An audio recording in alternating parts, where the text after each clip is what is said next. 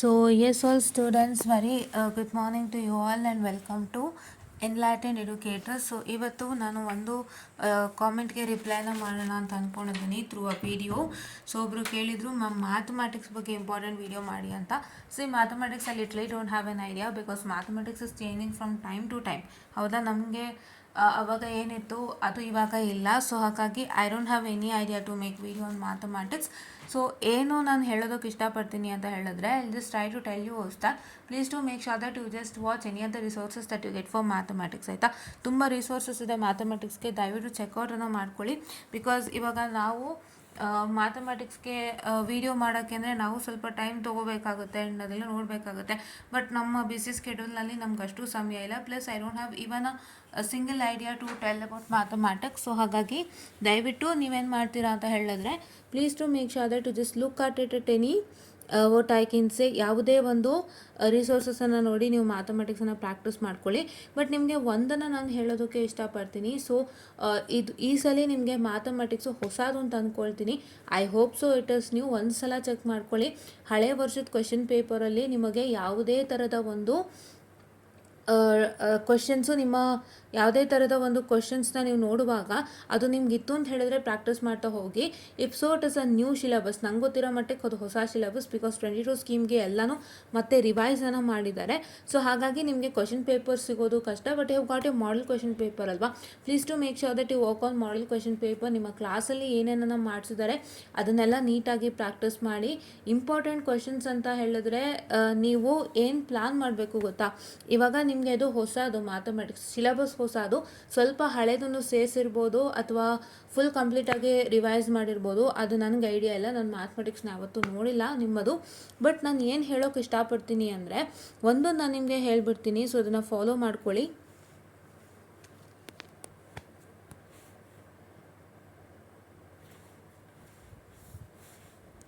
ನೀವೇನು ಮಾಡ್ತೀರಾ ಅಂದರೆ, ಮಾಡೆಲ್ ಕ್ವೆಶನ್ ಪೇಪರ್ ಮೇಲೆ ಹೆಚ್ಚು ಕಾನ್ಸಂಟ್ರೇಟನ್ನು ಮಾಡಿ. So model question paper already release ಆಗಿದೆ, ಸೊ ಹೆಚ್ಚು ಕಾನ್ಸಂಟ್ರೇಟನ್ನು ಮಾಡಿ. ನೀವು ಅದರಲ್ಲಿ ಕಾನ್ಸಂಟ್ರೇಟನ್ನು ಮಾಡೋ ಮುಖಾಂತರ ಸೊ ನೀವು ಹೆಚ್ಚು ಪ್ರಾಕ್ಟೀಸ್ ಮಾಡಿ. ಸೊ ನಿಮಗೆ ಗೊತ್ತಾಗಿದೆ, ಇವಾಗ ನೀವೇ ಕೇಳಿದ್ರಿ 3, 4 ಆ್ಯಂಡ್ 5 ಅಂತ. ನೀವು 3, 4 ಆ್ಯಂಡ್ 5 ಕೇಳ್ತಾ ಇದ್ದೀರಾ ಅಂದರೆ ನಿಮಗೆ 3, 4 ಆ್ಯಂಡ್ 5 100% ಕಂಫರ್ಟೇಬಲ್ ಅಂತ ನಂಗೆ ಗೊತ್ತಾಗ್ತಾ ಇದೆ. ಹೌದಾ, ಸೊ ನೀವು ಯಾವ ಮಾಡ್ಯೂಲನ್ನು ಕೇಳ್ತೀರಾ, that is I feel that you are comfortable with that module ಅಂತ. ಸೊ ನೀವು ಆ ಮಾಡ್ಯೂಲಲ್ಲಿ ಕಂಫರ್ಟೇಬಲ್ ಅಂತ ಹೇಳುವಾಗ ಸೊ ನೀವು ಆ ಮಾಡ್ಯೂಲನ್ನ ಹೆಚ್ಚು ಪ್ರಾಕ್ಟೀಸ್ ಮಾಡ್ತಾ ಹೋಗ್ತೀರಾ. ಸೊ ಅದಕ್ಕೆ ನೀವೇನು ಮಾಡ್ತೀರಾ, ಮಾಡೆಲ್ ಕ್ವೆಶನ್ ಪೇಪರ್ನ ಹೆಚ್ಚು ರೆಫರ್ ಮಾಡಿ. ಮಾಡೆಲ್ ಕ್ವೆಶನ್ ಪೇಪರ್ನಲ್ಲಿ ಯಾವ ಟಾಪಿಕ್ಸಿಂದ ಕ್ವೆಶನ್ಸ್ ಬಂದಿದೆ ಅದನ್ನ ಹೆಚ್ಚು ವರ್ಕೌಟ್ ಮಾಡಿ. ಅದು ಬಿಟ್ಟರೆ ನಿಮ್ಗೇನು ಬರೋಕ್ಕೆ ಸಾಧ್ಯ ಇಲ್ಲ. ಎಲಾಂಗ್ ವಿತ್ ದಟ್ ಏನಾದ್ರು ಬಿಟ್ಟೋಗಿತ್ತು ಅಂದರೆ ಅದನ್ನು ಒಂದು ಸತಿ ನೋಡಿರಿ, ವಿ ಕಾಂಟ್ ಟೆಲ್. ಆಯಿತಾ, ವಿ ಕಾಂಟ್ ಟೆಲ್, ಅದನ್ನು ಒಂದು ಸತಿ ನೋಡ್ಕೊಂಡಿರಿ. ಬಿಕಾಸ್ ನಿಮ್ಗೆ ಅಕಸ್ಮಾತ್ ಬಿಟ್ಟೋಗಿರೋದನ್ನ ಕೊಟ್ಟಾಗ so you should not regret in an exam hall. ನಾನು ಅದನ್ನು ಓದಲಿಲ್ಲ, ಕೊಟ್ಟಿಲ್ಲ ಅಂತಲೇ ಓದಲಿಲ್ಲ, ಬಟ್ ಕೊಟ್ಟಿದ್ದಾರಲ್ಲ ಅಂತ ರಿಗ್ರೆಟ್ ಮಾಡೋದು ಬೇಡ ಅಂತ ನಾನು ನಿಮಗೆ ಹೇಳ್ತಾ ಇರೋಂಥ ಒಂದು ಮಾತಂದರೆ, please don't leave whatever is not given in the question paper also. ಹೌದಾ, ಆ ಥರ ವರ್ಕೌಟ್ ಮಾಡಿ.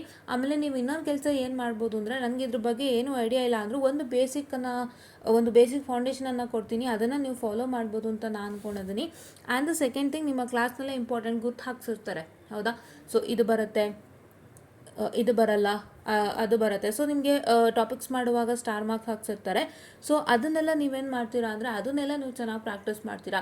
ಸೊ ನಿಮ್ಮ ಕ್ಲಾಸಲ್ಲಿ ಕೊಡೋಂಥ ಗೈಡೆನ್ಸ್ ಆಗಿರ್ಬೋದು, ನಿಮ್ಮ ಮಾಡೆಲ್ ಕ್ವೆಶನ್ ಪೇಪರ್ ಆಗಿರ್ಬೋದು, ಎಲಾಂಗ್ ವಿತ್ ಮ್ಯಾಥಮೆಟಿಕ್ಸ್ ಯಾವುದೇ ರಿಸೋರ್ಸ್ ನಿಮಗೆ ಸಿಕ್ಕಿದ್ರು ಕೂಡ ಆನ್ ಯೂಟ್ಯೂಬ್. ಬಿಕಾಸ್ ನಾನು ಮ್ಯಾಥಮೆಟಿಕ್ಸ್ ಕಡೆ ಗಮನ ಕೊಟ್ಟಿಲ್ಲ, I am only handling E&C subjects.